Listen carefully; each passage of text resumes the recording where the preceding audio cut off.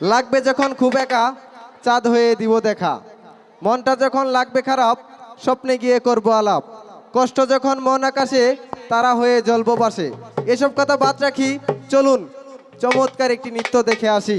নাচ দেখাতে মঞ্চে আসছে ফাতিহা প্লে শ্রেণী ছোট্ট।